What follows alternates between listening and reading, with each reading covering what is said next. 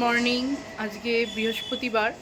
অনেক দিন ধরেই ভাবছিলাম একটু পুজো দিতে যাব, তো আজকেই ভাবলাম যে যাই তাহলে একটু পুজো দিয়ে আসি। আমাদের এখানে বিখ্যাত একটা মন্দির রয়েছে ডাকাত কালীবাড়ি, হয়তো অনেকেই নাম শুনে থাকবেন, ভীষণ জাগ্রত।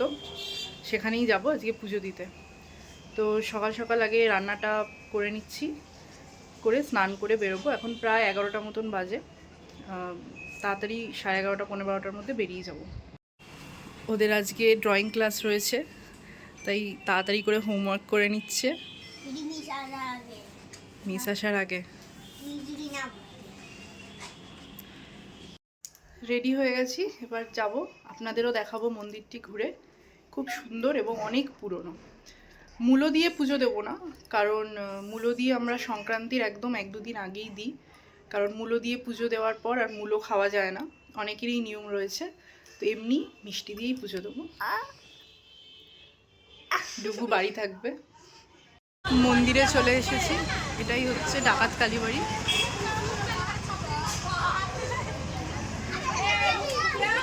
ফুল মিষ্টি নিয়ে নিয়েছি।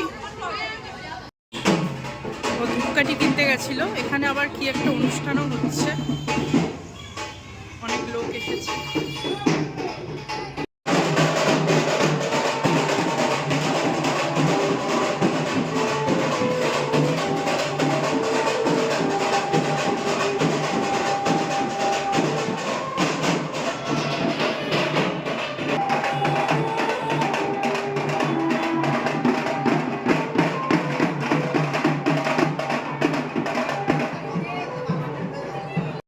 এটা হচ্ছে বজরংবলী।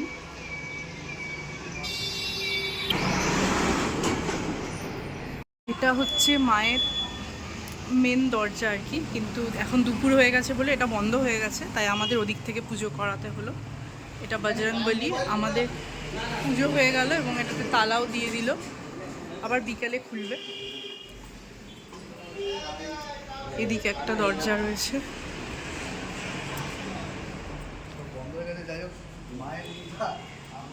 এখানে যজ্ঞ করা হয়। বলা হয় আগেকার দিন এখানে ডাকাতরা থাকতো এবং তারাই মায়ের পুজো করতো, তাই মন্দিরটার নাম ডাকাত কালীবাড়ি। এখানে মহাদেব রয়েছেন, জানি না দেখা যাবে কি না।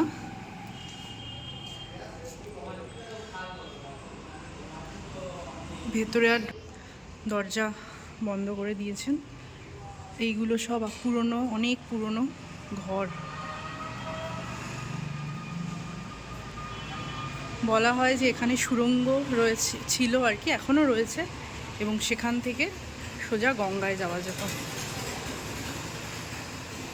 অনেক পুরনো মন্দির মায়ের।